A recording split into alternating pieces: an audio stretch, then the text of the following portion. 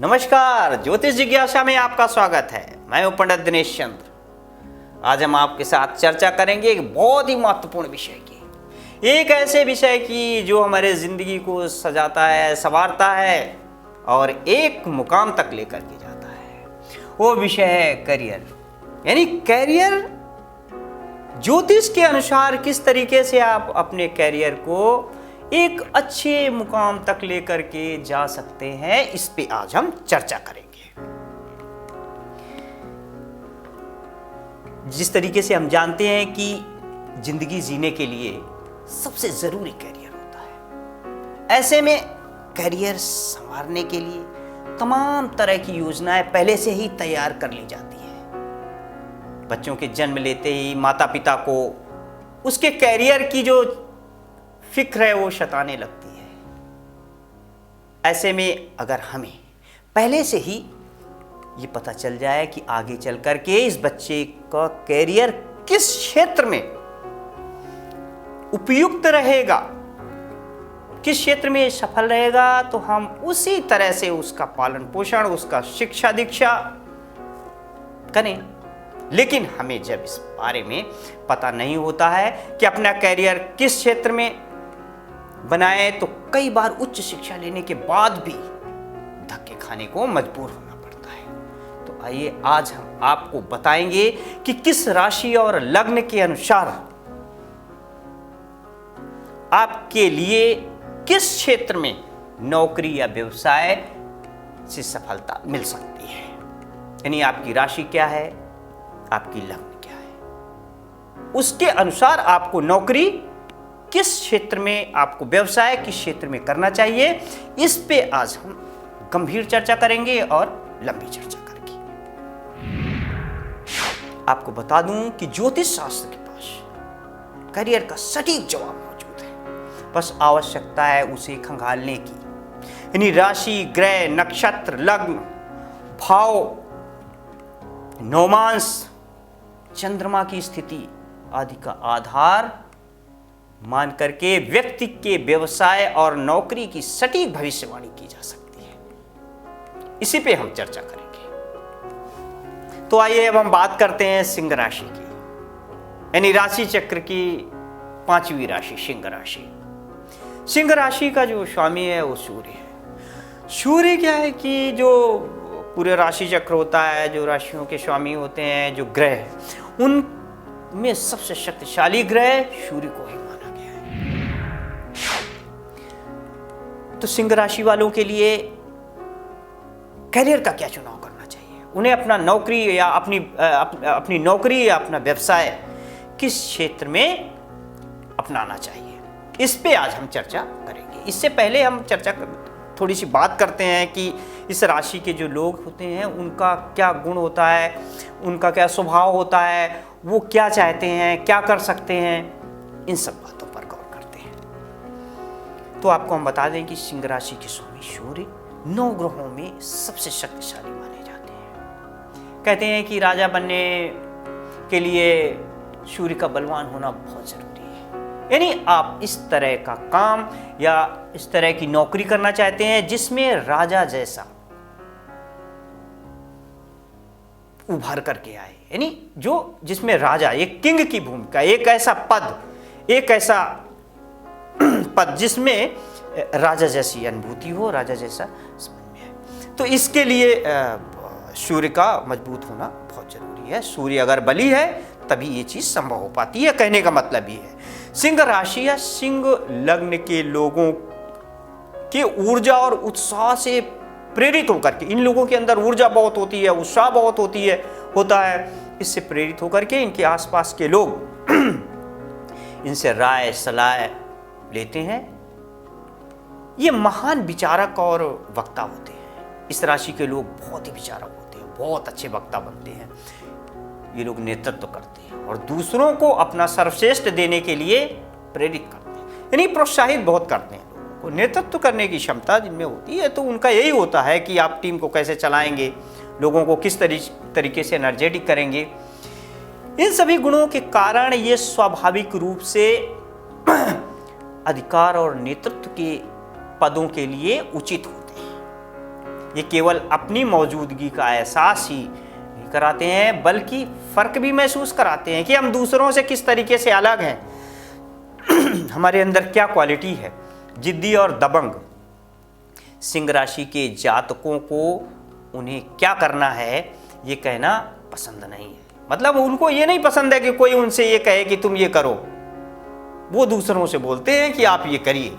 इसलिए जब एक सिंह राशि के जातक से आपको काम लेना हो तो आप अपना जो स्वर है ना वो नरम रखें और निर्देशों को विनम्रता से दें, क्योंकि आदेश सिंह राशि के जातक के लिए नहीं बने। नौकरी में भी ये बहुत अच्छा प्रदर्शन तब कर पाते हैं जब ये नियत कार्य में अपना गुण दिखा सके। यानी नौकरी में इनका प्रदर्शन अच्छा होता है, पर इनके मुताबिक होना चाहिए।